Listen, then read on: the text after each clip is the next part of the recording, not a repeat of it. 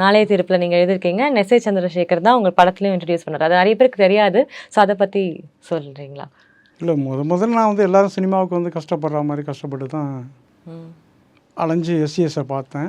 எஸ்சிஎஸை பார்த்தோன்னா அந்த படம் அந்த முதல்ல வந்து ராஜா சார் ரெக்கார்டிங் தேட்டரில் நாங்கள் வந்து ஒரு 91லேருந்து 95 வரைக்கும் இருந்தேன்னு எல்லாத்தையும் சொல்லியிருக்கேன். அங்கே இருந்த அந்த காலகட்டத்தில் அங்கே இருக்கக்குள்ள குமரேசன் ஒருத்தர், அவரோட ஃப்ரெண்டு வந்து மாரிமுத்துன்னு, அவர் வந்து எஸ்சிஎஸ்சியோட ப்ரொடக்ஷனில் இருந்தார்.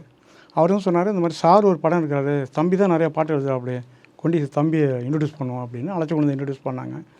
அப்போ அவர் கேட்டுட்டு ஒரு 2-3 சாங் நான் பாடி காட்டினேன். அப்போது இந்த லிரிக்ஸ் எல்லாம் யார் எழுதுனது? நான் தான் சார் எழுதுனேன் அப்படின்னா, சரி இந்த படத்தில் உங்களுக்கு ஒரு வாய்ப்பு தரேன்னாரு. விஜயோட அறிமுக படத்தில் நானும் அறிமுகம். அந்த மாப்பிள்ளை நான் சொல்ல போகிறேன் கேட்டுக்கு, இப்போ அரசியலுக்கு வராரு, அந்த பாட்டு அதுக்கு ரொம்ப மேட்சாக இருக்குது. இப்போ திரும்பி அந்த பாட்டை ட்ரெண்ட் பண்ணி ஆமாம் அதில் வந்து இந்த செகண்ட் சரணத்தில் வந்து கல்வி கண் தந்த காமராஜர் போல, தமிழின் நிலை காக்கும் கலைஞர் போல, வாரி கொடுத்ததில் வள்ளல் எம்ஜிஆர் போல, புரட்சி பல செய்யும் செல்விய போல, ஊரெங்கும் பேர் வாங்க அவர் போல நாமும் உழைக்கணும், ஜினுக்கு ஜிங்கா ஜிங்கா ஜினுக்கு ஜிங்கா அப்படின்னு செகண்ட் சரணம். சூப்பர். அது இப்போ அவரோட அரசியல் அன்னைக்கே கணிச்சிட்டீங்க நீங்கள்.